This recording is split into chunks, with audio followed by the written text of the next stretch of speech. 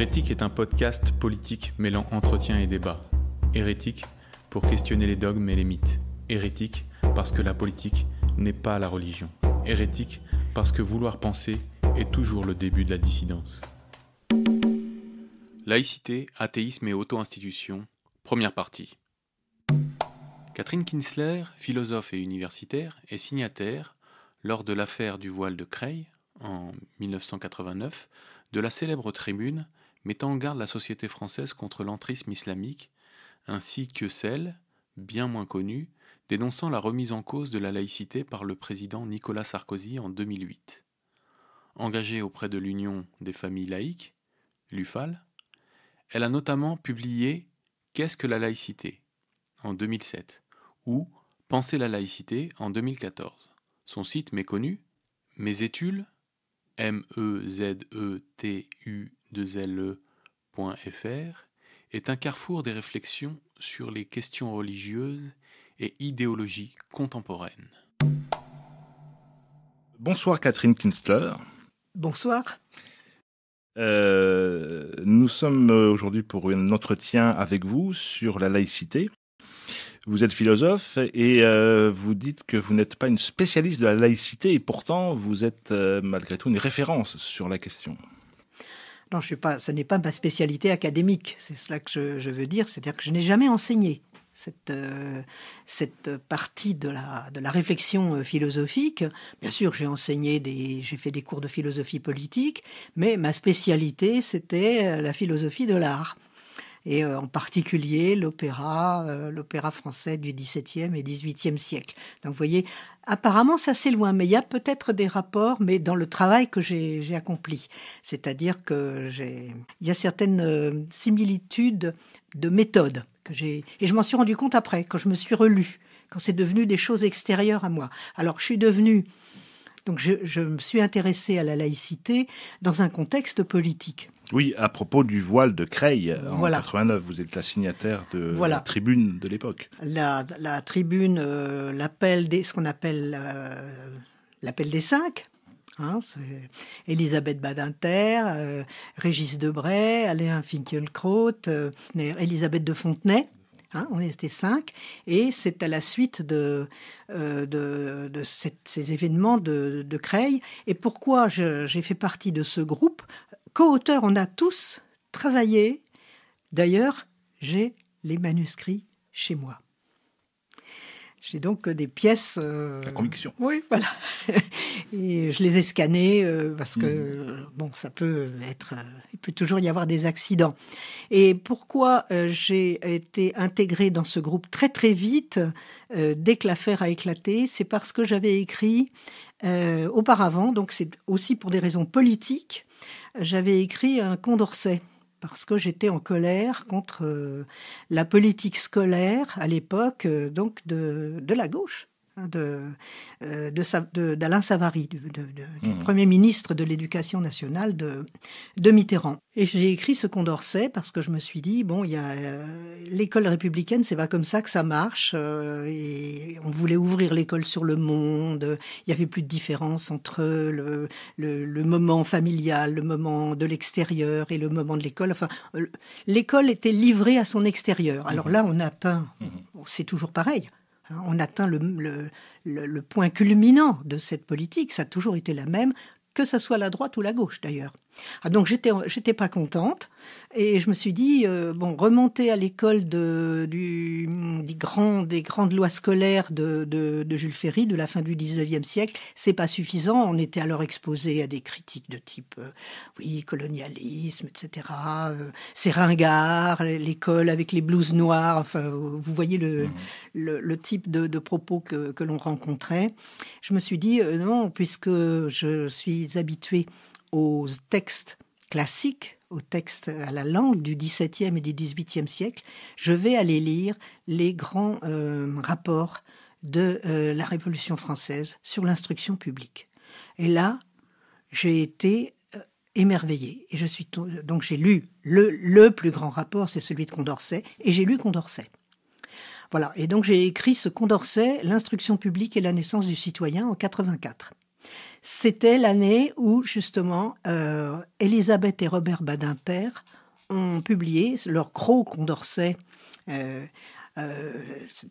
vraiment une étude complète sur Condorcet. Je crois que c'est chez Fayard, il faudra vérifier.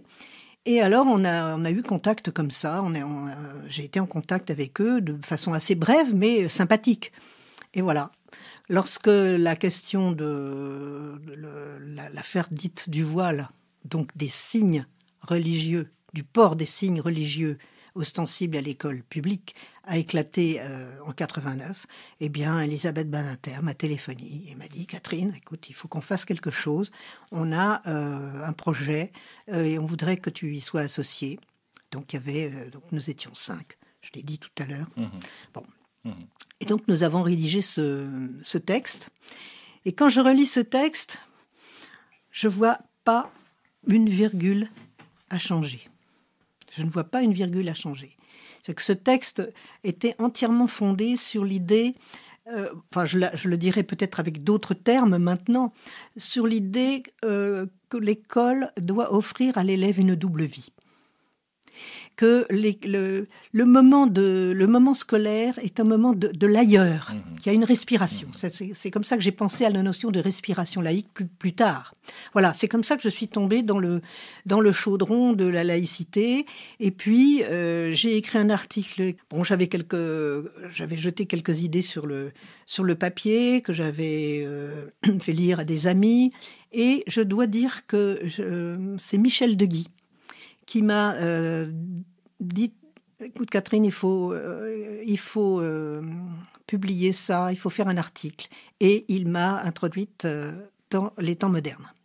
Je crois que c'est en 89. Ça a été mon premier travail écrit sur la laïcité. Et à partir de là, c'est parti. La machine était lancée. Voilà. Et là, la machine était lancée parce que le moment politique était continue. C'est-à-dire ça ne s'est jamais arrêté. La question de la laïcité a constamment été soulevée. Elle a été soulevée par son aspect le plus difficile, en fait, celui de la laïcité scolaire, qui n'est pas très facile à expliquer. Alors, avant d'y revenir, justement, j'aurais voulu que l'on fasse un petit détour historique. Et c'est très bien que vous nous parliez de Condorcet. Alors, vous me disiez que vous n'êtes pas historienne, effectivement. Moi non plus. Mais il me semble important de replacer l'émergence de la laïcité dans son contexte historique, de montrer un petit peu les grandes tendances qui ont abouti à son émergence.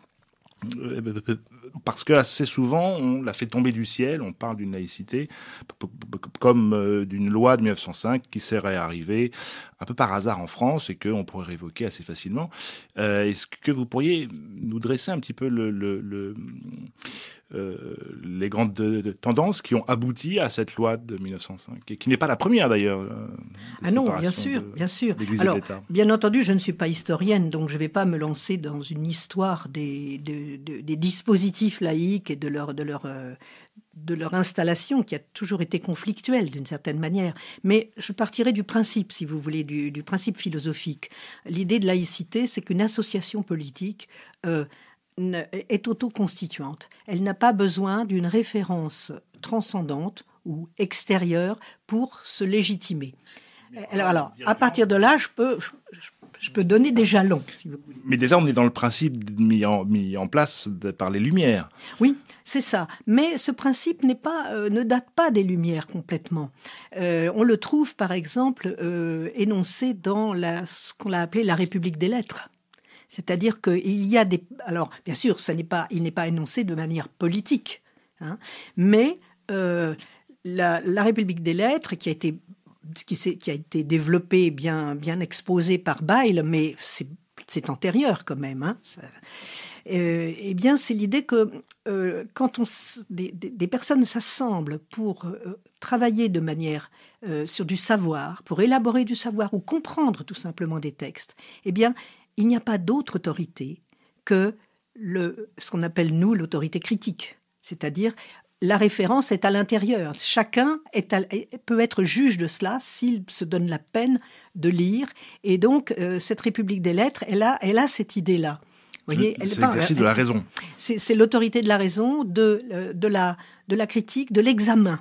de l'examen raisonné. Du libre examen. Du libre examen. Alors, bien sûr, ce n'est pas énoncé de manière politique, mais bon, je n'ai pas apporté de texte pour vous l'illustrer, mais enfin, je vous donnerai des références, ça serait une idée de référence. Il y a un très beau livre de Marc Fumaroli sur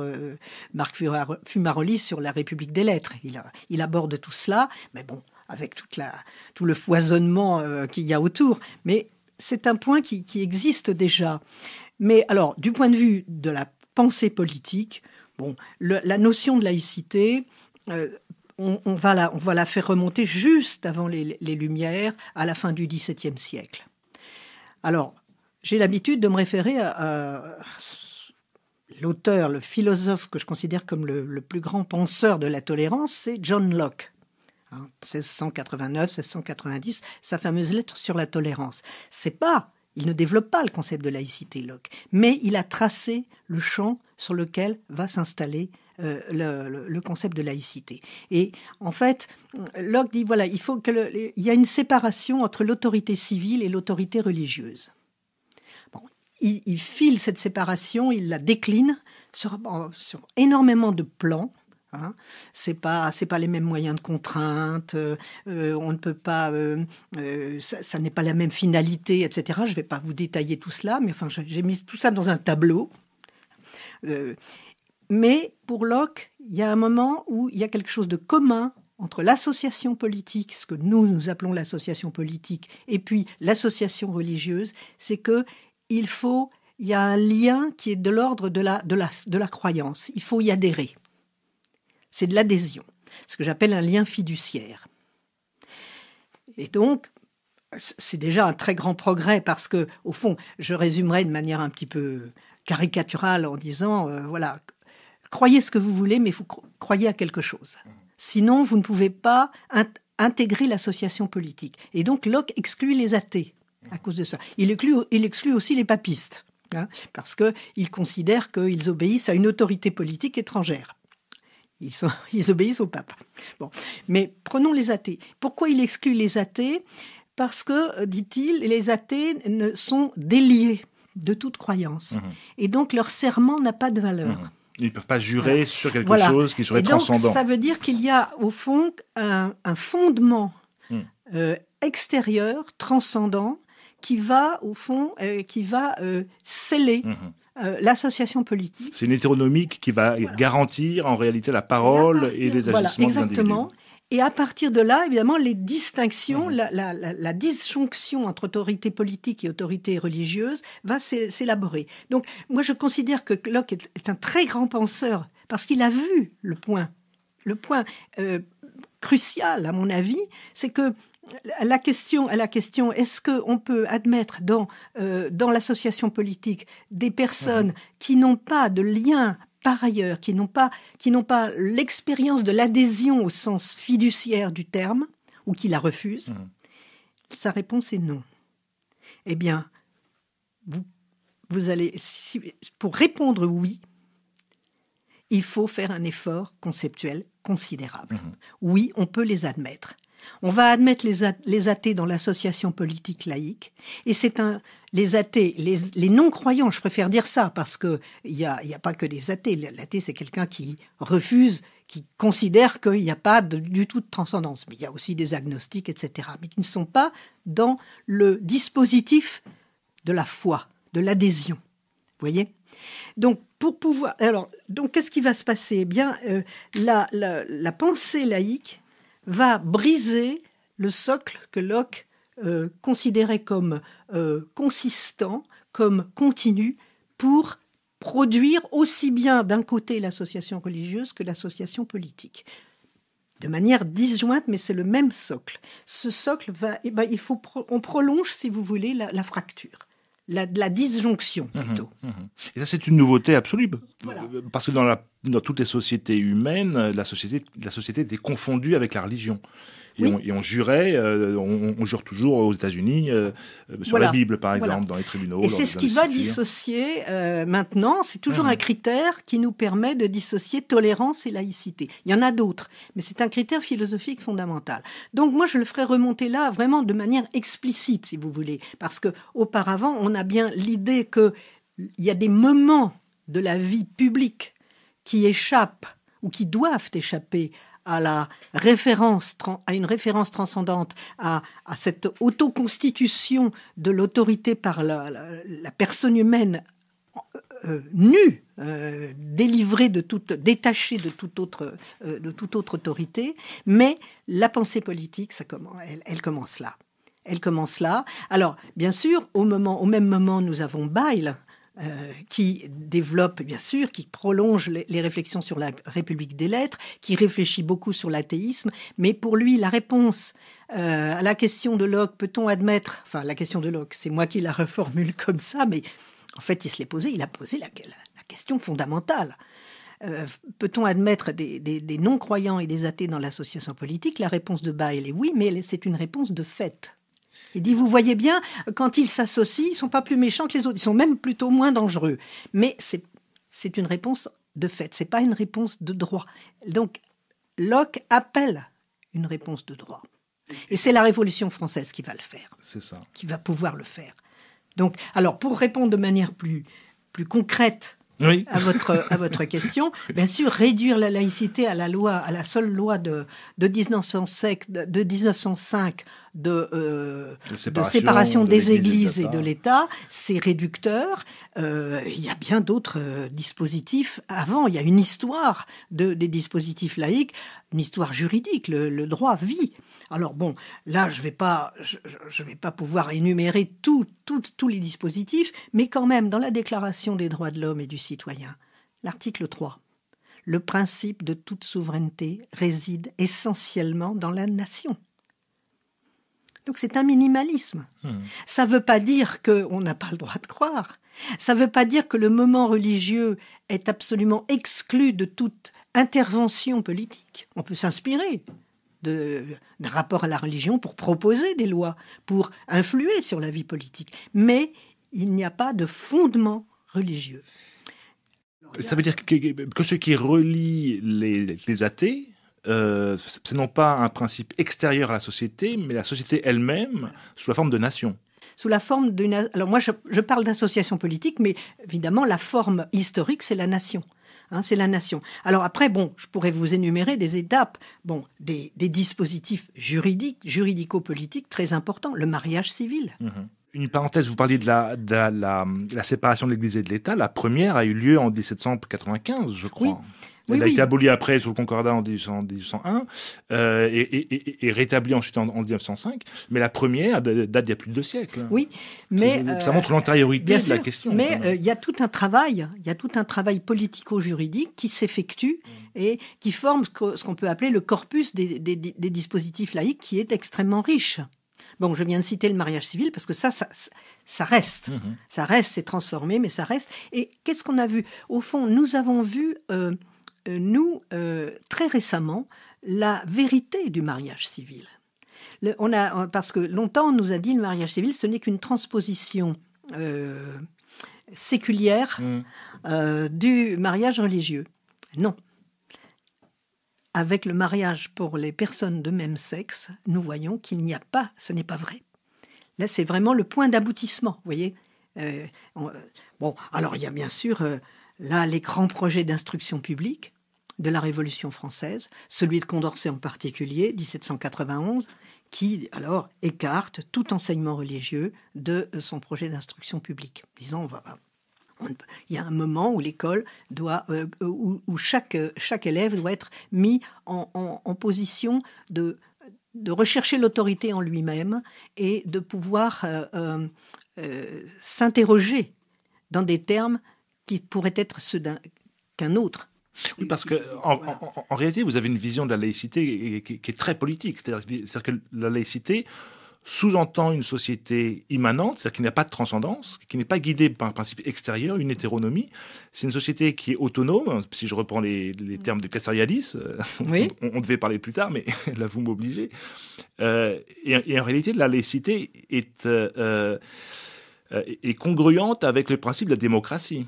C'est-à-dire le fait que ce sont les humains entre eux, les adultes, enfin ce qu'on considère être adultes, qui vont décider de leurs valeurs, des principes, de leurs lois, des principes qui les guident.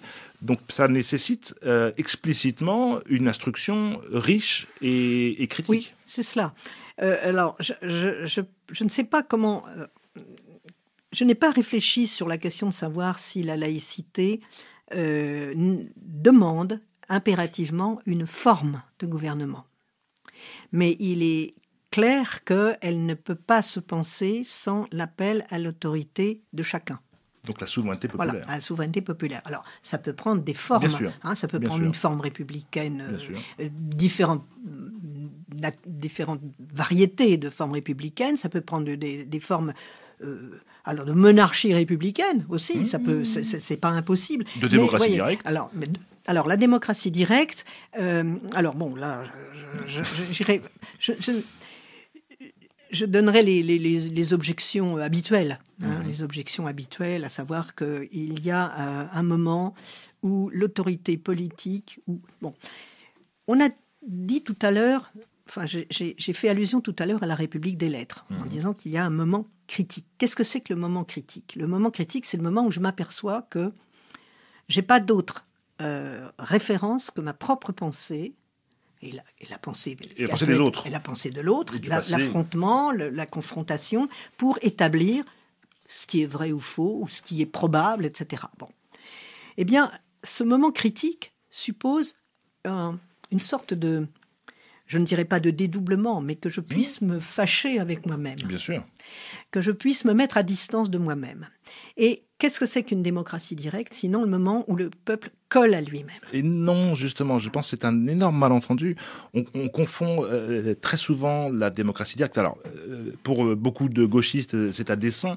On confond un régime de démocratie directe avec le moment de, on va dire, le groupe en fusion de Sartre, c'est-à-dire le moment où il y a le gouvernement par la foule, en réalité, qui serait en permanence en action, en permanence en délibération, en permanence en décision, et où on improviserait les lois du jour au lendemain. Ce qu'ont montré très concrètement les expériences de démocratie directe, soit la Grèce antique ou les moments de révolution en Occident, c'est plutôt des institutions qui sont effectivement décalées par rapport au peuple, dans le temps, dans l'espace et dans l'organisation. Et il y a une dialectique entre les deux qui est beaucoup plus proche, beaucoup plus étroite que la relation avec des représentants qui sont élus pour 5 ans, pour 10 ans, avec un État qui est indépendant, en tout cas de ce qu'on vit, de plus en plus indépendant de la volonté populaire.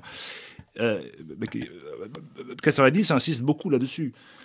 Alors, j'ai peut-être pas assez lu Castoriadis, mais vous savez, les philosophes sont traumatisés par la mort de Socrate. Et c'est un effet d'un moment de démocratie directe ou d'immédiateté démocratique. Bon, c'est de cela que je voulais parler. Bon, il faudrait soulever la question de savoir aussi de la question de la quantité. Quels sont les dispositifs ? Bien sûr. Quand on est... Bien sûr. C'est une question qui est grande ouverte. Quand on est 20 ouverte. 000, ça marche. Nous sommes tout à fait d'accord. Quand on est 200 000, ça peut encore marcher. Rousseau avait réfléchi là-dessus, puisqu'il a accepté d'écrire une constitution pour la Corse, mais après, c'est les dimensions des atomes politiques, de la somme des atomes politiques pose question. Mais écoutez, là, je m'instruis, donc je vous écoute. Mais il faut néanmoins, et là vous l'avez donc repris, il faut un moment de distance et d'objectivation. Bien sûr, distance critique. C'est ça, c'est pour ça que j'ai voté. Et voté. des contre-pouvoirs, et des mécanismes de blocage, et on est tout à fait d'accord. Bien sûr, je dois vous dire que l'expérience que j'ai moi-même de la démocratie directe, c'est une expérience caricaturale, sans doute, mais elle existe. C'est ce qu'on appelle l'autogestion. Oui. Et là, dans l'autogestion, on vous fait voter des dispositifs qui... je caricature. Tu vas voter ça, et puis après, on te coupe la tête. Mais qui est-ce qui dit qu'on coupe la tête ? Mais c'est toi. Oui, c'est toi. C'est un peu caricature parce que, par exemple, on parle de 1905. J'ai vécu ce genre de choses, des dispositions absolument iniques, absolument souvent absurdes, qui sont prises dans des organismes qui sont parfaitement légaux, etc. Ça existe. On voit par exemple dans l'organisation des associations loi 1901, ce sont des associations qui sont autogérées. C'est-à-dire qu'il y a des assemblées légalement tous les ans qui élisent un bureau, qui peuvent être destitués d'une année sur l'autre et qui ont juste un trésorier, éventuellement un président, je crois que c'est même pas obligatoire, et c'est une création du mouvement ouvrier.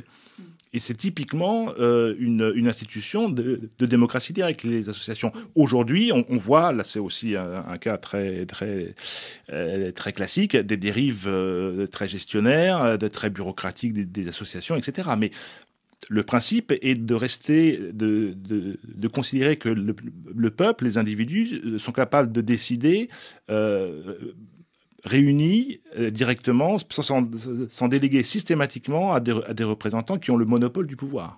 Oui, d'accord. Là, mais sur ce principe-là, je n'aurais pas d'objection à faire. Du sujet. On s'éloigne. Moi, je vais y revenir. Mais si vous voulez, la question Condorcet la pose d'ailleurs, puisque lui considère qu'un peuple ignorant va devenir pratiquement, de manière presque inévitable, son propre tyran. Voilà, c'est ça l'idée. Si vous Ou appeler un tyran, comme dans la fable des grenouilles. Vraiment. Et il dit là, est-ce que on n'a pas le droit d'imposer à un homme une décision entachée d'erreur, ou qui prend le risque de l'erreur? Bien sûr, on va pas uniquement ne prendre que des décisions qui sont démontrées, c'est impossible. Mais au moins ne pas prendre le risque de l'erreur quand on peut l'éviter. C'est donc une réflexion sur l'évitement de l'erreur. Et là, effectivement, il faut des relais, il faut comme vous l'avez dit tout à l'heure, une dialectisation du débat. Et Condorcet, d'ailleurs, considérait que ça devait passer par l'écrit, toujours. Mmh. C'est un défenseur de l'imprimerie. On vit une époque un petit peu régressive où on revient à l'oral, etc. Bon. Donc voilà, si vous permettez, je ferme. C'est pas une parenthèse, c'est une digression éclairée. C'est comme ça que je le vis, en tout cas. Alors, bien sûr, il y a des dispositions laïques je pourrais en citer d'autres qui précèdent la loi de 1905. J'ai parlé du mariage civil, des projets d'instruction publique, la fondation des grandes écoles par la Canale, ce sont des écoles laïques, et bien sûr la Troisième République. Bien sûr, là on n'a pas on a construit l'essentiel du corpus législatif laïque, dont les éléments importants, beaucoup d'éléments précèdent la loi de 1905, puisqu'il y a la loi sur les funérailles de 1881 qui est très importante, qui va séparer donc qui va libérer les funérailles de la mainmise religieuse. Et cette loi est toujours appliquée, en tout cas applicable, puisque on n'a pas le droit de mettre des signes religieux collectifs qui entourent une zone d'un cimetière. Alors, ceux qui existent, bien sûr, on les laisse. Ceux qui précèdent la loi, on les laisse, on les entretient. Donc il y a des croix à l'entrée de la plupart des cimetières dans tous les villages, dans beaucoup de villages de France. Mais on n'a pas le droit d'isoler, par exemple, ce qu'on appelle improprement un carré. C'est interdit. Alors, bien sûr, un magistrat municipal va pouvoir favoriser certains regroupements, mais on ne peut pas isoler ce carré, ne serait-ce que par une haie ou quelque chose comme ça. On met les signes religieux sur les monuments funéraires proprement dit. C'est très important. C'est très important. Il y a les lois scolaires, bien sûr, 1881-1882. Il y a la loi Goblet de 1886 qui fait que le personnel des écoles publiques doit être un personnel laïque, voyez. Donc prétendre que la loi de 1905 est l'alpha et l'oméga de la laïcité, qu'elle épuise la laïcité, c'est très réducteur, c'est commettre une erreur, et c'est aussi prétendre qu'il n'y a pas de vie du droit aussi, parce que ça continue. Nous avons la législation laïque s'étend aujourd'hui bien au-delà de cette loi, elle se poursuit, elle s'enrichit, elle se travaille. Bon, nous avons le mariage civil qui a connu son point d'aboutissement avec le mariage pour les personnes de même sexe. Les droits des femmes, il ne faut pas oublier quand même, qui ont toujours été, au fond, calqués, enfin plutôt les non-droits ont été calqués sur des motifs religieux. On débarrasse tout ça, on peut considérer que ce sont des dispositions laïques. Moi, quand j'étais adolescente, les femmes venaient juste d'avoir le droit d'avoir un carnet de chèques. Hein. Beaucoup de gens réduisent justement à la loi 1905, et alors que moi j'avais l'impression que c'était un statu quo avec des luttes, des allers-retours successivement de fois le religieux qui prend le pas sur les laïcs et comme un mouvement de balancier qui se faisait entre des positions, et 1905 faisait comme un statu quo. Et peut-être le fait qu'elle reste aussi longtemps, peut-être que c'est aussi justement une loi où on n'a pas le mot laïcité à l'intérieur de la loi, où il y a beaucoup de précautions qui sont faites, peut-être avec les écueils des précédentes lois. Est-ce que c'est une impression ou c'est pas forcément le cas ? Écoutez, là, il faudrait interroger un historien sur les conflits qui ont abouti à cette loi. Et là, je ne pense pas pouvoir vous éclairer davantage. C'est sûr que ça a un effet cliquet. C'est ce que vous décrivez. Bon, et que aujourd'hui, quand on nous dit il faut toiletter la loi de 1905, on sait très bien de quoi il s'agit. Il s'agit de revenir sur un dispositif laïque fondamental. Bon, c'est sûr, là, l'effet cliquet est important. Mais enfin, bon, il y a d'autres dispositifs qui continuent à se mettre en place. Là, bon, bien sûr, il y a la loi de 2004 sur le port, sur l'interdiction du port des signes religieux ostensibles. Là, c'est une nouvelle loi. C'est pas un développement naturel de la laïcité. Il me semble que c'est plutôt une réponse à une offensive religieuse. Oui, alors. Ça me semble différent. Si vous permettez, j'aimerais bien qu'on aborde la question de la laïcité scolaire de manière autonome, de manière consistante, mais un petit peu plus tard, parce que effectivement, il faut d'abord, dans le dispositif intellectuel que j'ai pu mettre en place, la question de la laïcité scolaire apparaît comme un problème. Et donc, pour traiter ce problème, il faut déjà avoir réfléchi sur ce que c'est que le moment politique de la laïcité dans l'ordre civil et voir comment justement la laïcité scolaire se met en place. Donc, si vous permettez, je différerai la question pour le moment. Mais la question était moins sur l'univers de la scolarité que sur l'offensive religieuse auquel on assiste de la part de l'Islam. Oui, alors ça fait pas de doute. Nous avons des tests. Le test a été vraiment évident en 89, bien sûr. Bon, alors on nous dit maintenant, ah oui, la loi de 2004, elle s'en prend aux musulmans. Bon, c'est commettre plusieurs erreurs. Premièrement, c'est déjà avoir dit qu'une bonne musulmane porte le voile, ce qui n'est pas vrai. Bon, enfin, ça, c'est pas à la République de se prononcer là-dessus, en tout cas. Mais celles qui ne le portent pas apprécieront. Et elles apprécient d'ailleurs quand elles côtoient celles qui le portent. Hein. Mais ceux qui veulent que tout le monde le porte aussi, que toutes les femmes le portent. Et puis, c'est absurde puisque cette loi, au fond, reprend des dispositifs qui étaient ceux des fameuses circulaires Jean Zay de 1936-1937 qui interdisent les signes politiques et les manifestations religieuses à l'école publique. Or là, on ne peut pas dire que la population de confession musulmane était massivement présente sur le territoire de l'Hexagone, comme on dit maintenant, métropolitain en fait. Hein, voilà. Bon, donc, mais pourquoi c'était un dispositif laïque ?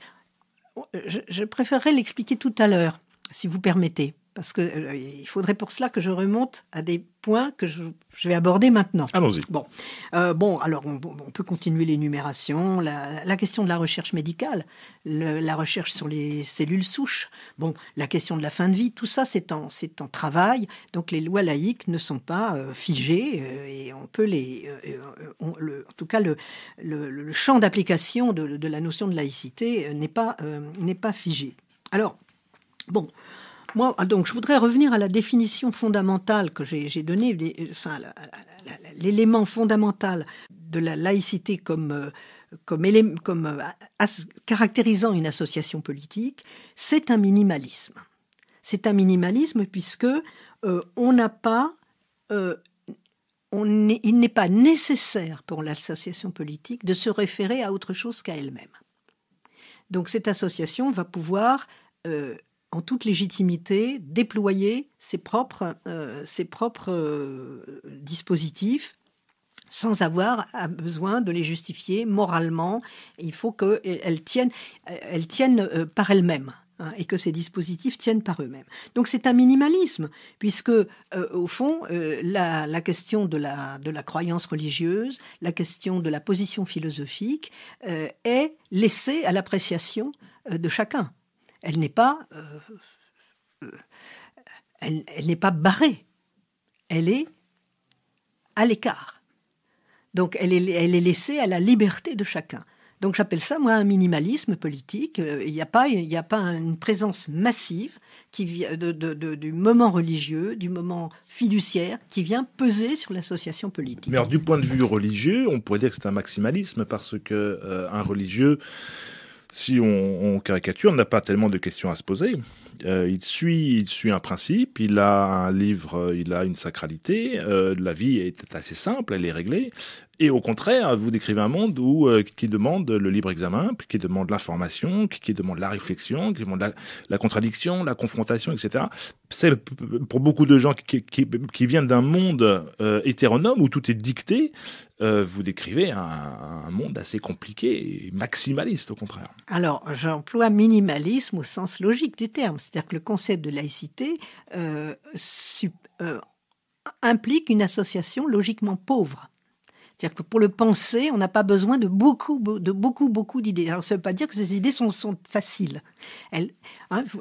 Du point de vue de l'intérieur, parce bien que sûr, on n'a pas besoin de recourir à un élément extérieur à l'association politique. C'est ça que j'appelle le minimalisme. C'est-à-dire que on fait l'économie. Voilà, c'est une économie conceptuelle. Alors, ça ne veut pas dire que dans la pensée de l'association politique laïque, il n'y ait pas de difficultés. Au contraire, vous venez de le soulever, nous avons les difficultés critiques. Justement, elles se déploient complètement, là, du point de vue politique. On va donc rassembler, c'est un rassemblement d'individus qui vont devoir s'entendre sur des éléments qu'ils vont avoir en commun, mais qu'ils vont pouvoir établir de manière critique. Par la discussion, par le débat, par l'opposition. Mais ce que je voulais dire, c'est qu'au fond, la non-appartenance, au sens communautaire du terme, n'est pas... est, au contraire, la non-appartenance est le cas minimal absolu. C'est-à-dire que dans l'association politique laïque, le droit fondamental, c'est le droit de non-appartenance. C'est étrange parce que on ne peut exercer la laïcité qu'en appartenant à un collectif. J'ai l'impression qu'il y a une contradiction. Si on se réfère au collectif anonyme, à la société, on se réfère à une nation, à un réseau d'adultes, on appartient bien à cette communauté, ce qu'on appelle la communauté nationale. Non, pas du tout. On ne lui appartient pas. Et ça, c'est ce qui va me... Je ne le pense pas comme appartenance. Au contraire, c'est parce qu'autrement, je n'arrive pas à penser la laïcité. Je ne peux arriver à penser la laïcité que comme une rupture avec la question de l'appartenance. Vous vous associez en dépit de vos appartenances préalables. C'est ça l'idée d'une association qui ne doit rien à des instances extérieures. Vous vous associez donc... Le moment du citoyen est un moment abstrait. Je défendrai l'abstraction du citoyen. Oui, mais on appartient à cette association. Pour moi, ce que je le vois comme ça, c'est le seul lien qu'il y a entre ces citoyens, c'est l'appartenance à la nation et rien d'autre. Mais c'est déjà beaucoup, en fait. Oui, mais c'est une autre idée de l'appartenance. Ce n'est pas une appartenance qui vous est transmise de manière irréfléchie. Vous la construisez. Mais à ce moment-là, on peut la quitter. C'est le principe de la nation. Donc la non-appartenance dont je parle, c'est le moment où le citoyen est convié à penser. Oui, mais si un citoyen, c'est qu'il a cité, c'est qu'il appartient à une cité déjà. Attendez, d'abord, il faut qu'il la fasse. Donc il est convié à penser la cité comme association de citoyens qui sont identique à lui-même du point de vue des droits. Attention, ils ne sont pas identiques de manière empirique, ils sont évidemment. Égaux.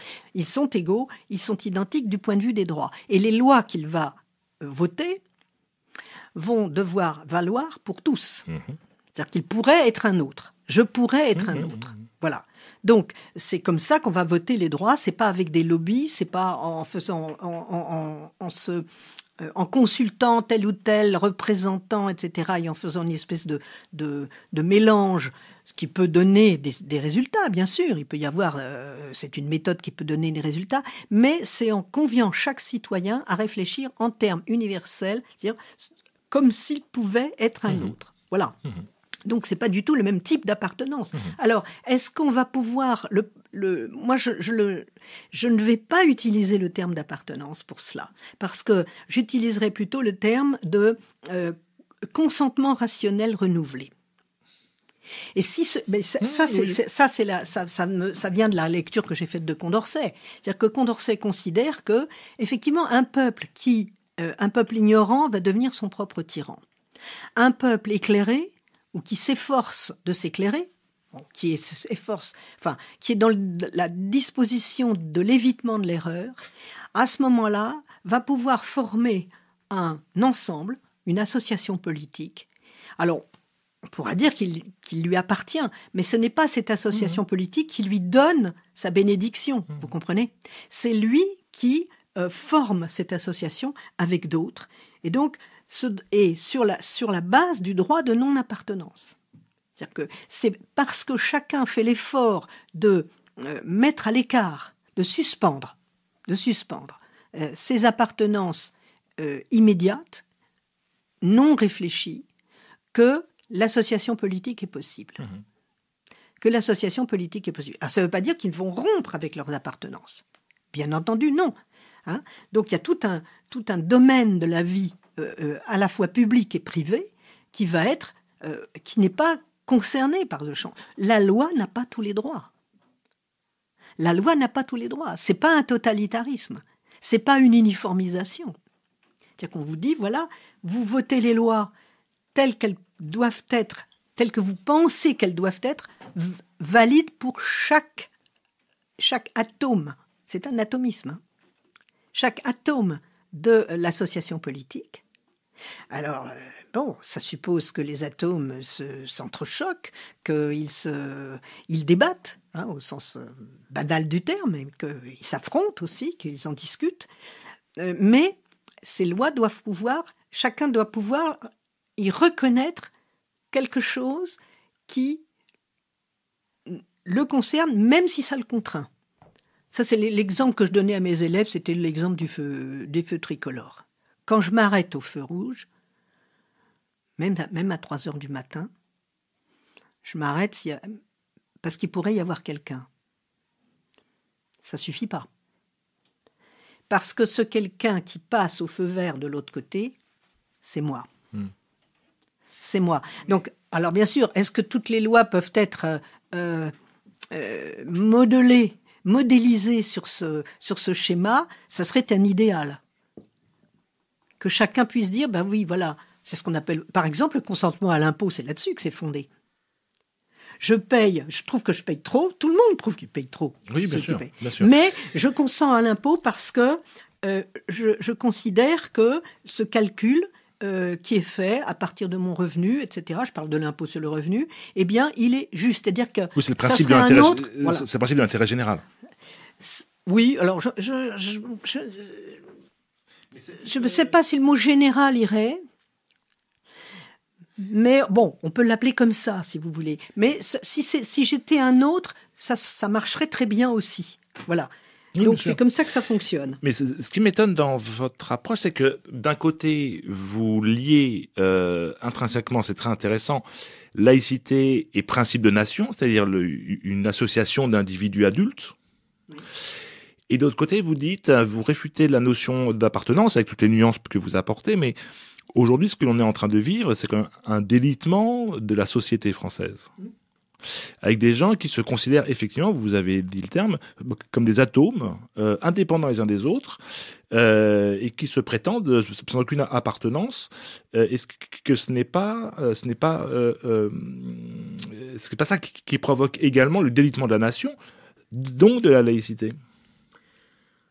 Je pense que ce qu'on appelle l'individualisme, qui n'est pas du tout un individualisme, bien sûr, mais qui est une sorte de mélange d'égoïsme, d'indifférence et de conformisme aussi, mais qui malgré tout ne relie plus les gens à l'intérêt général. Et à partir de là, est-ce qu'il peut encore y avoir une laïcité dans une société qui est constituée de gens qui se considèrent être des atomes déliés les uns des autres?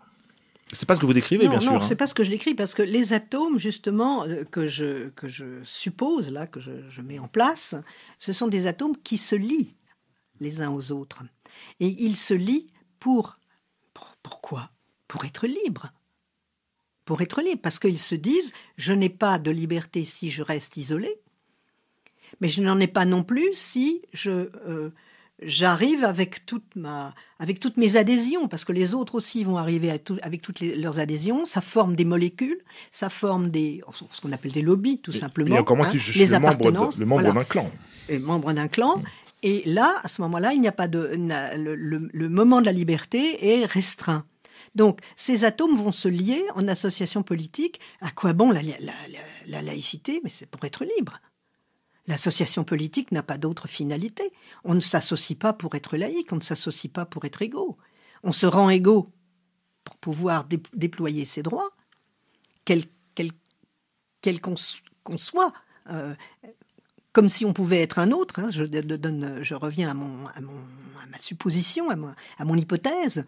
Et c'est pareil, on est laïque, c'est pas pour être laïque tout le temps. La laïcité va faire partie des conditions de possibilité de la liberté. Voilà. Vous venez d'entendre la première partie de l'entretien avec Catherine Kinsler, laïcité, athéisme et auto-institution. Rendez-vous dans 15 jours pour la seconde partie de l'entretien. Vous pouvez retrouver les documents évoqués lors de l'émission ainsi que d'autres permettant de prolonger la réflexion sur notre site hérétique@pluriel.fr. Ce podcast est disponible sur toutes les plateformes d'écoute.